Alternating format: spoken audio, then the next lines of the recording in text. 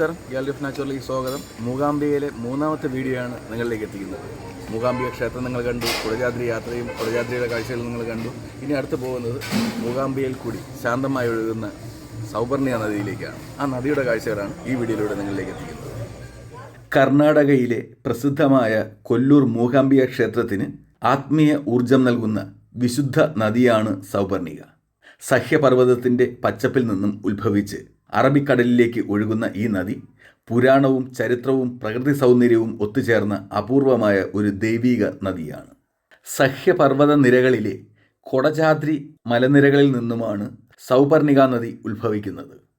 കൊടചാദ്രിയുടെ കാടുകളിലൂടെ സുതാര്യമായ ഉറവകളായി രൂപം കൊണ്ട ഈ നദി പിന്നീട് ഒഴുകിയെത്തുന്നത് കൊല്ലൂർ മൂകാംബിക ക്ഷേത്രത്തിൻ്റെ കിഴക്ക് വശത്തുകൂടിയാണ്.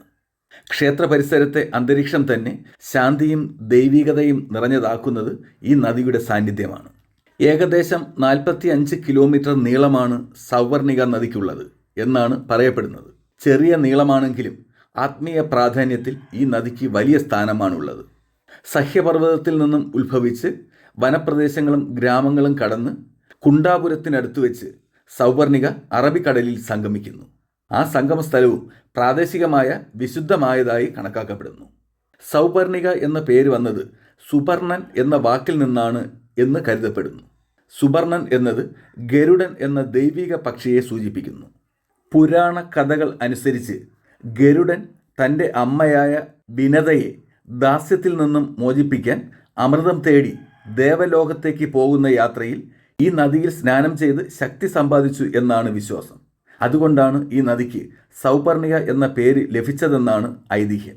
കൂടാതെ മഹർഷിമാരും സിദ്ധന്മാരും തപസ്സിരുത്തിയ ദേവീഭക്തർ ശുദ്ധികർമ്മങ്ങൾ നിർവഹിച്ച ഒരു തപോഭൂമി കൂടിയാണ് ഈ നദീതീരം എന്നും വിശ്വസിക്കപ്പെടുന്നു. കൊല്ലൂർ മൂകാംബിക ക്ഷേത്രത്തിലെ ആരാധനകളും ആചാരങ്ങളും ഈ നദിയുമായി ചേർന്നതാണ്. മൂകാംബിക ദർശനത്തിന് മുമ്പ് സൗപർണികയിൽ സ്നാനം ചെയ്യുന്നത് പാപശുദ്ധിയും ആത്മശുദ്ധിയും നൽകുന്നു എന്നാണ് വിശ്വാസം. ഇന്നും ആയിരക്കണക്കിന് ഭക്തർ ഈ നദീതീരത്ത് ദീപം തെളിയിച്ചും പ്രാർത്ഥിച്ചും കാണപ്പെടുന്നു.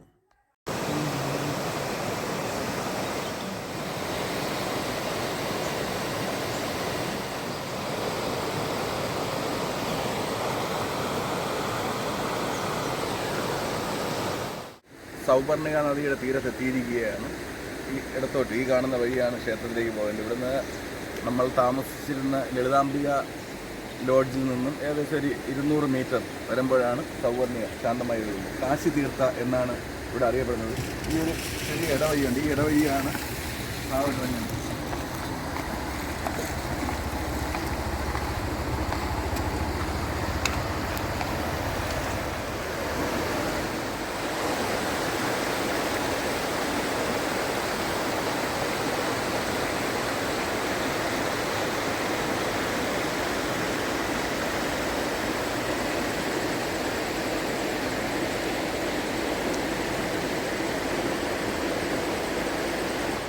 സഹ്യപർവ്വതത്തിൻ്റെ മടിത്തട്ടിൽ നിന്നും ഉത്ഭവിച്ച് മൂകാംബികയുടെ ചൈതന്യത്തോട് ചേർന്ന് അറബിക്കടലിൽ ലയിക്കുന്ന സൗപർണിക നദി ഒരു നദി മാത്രമല്ല, അത് വിശ്വാസത്തിൻ്റെ, ഐതിഹ്യത്തിൻ്റെ, ആത്മീയതയുടെ ഒഴുക്കാണ്.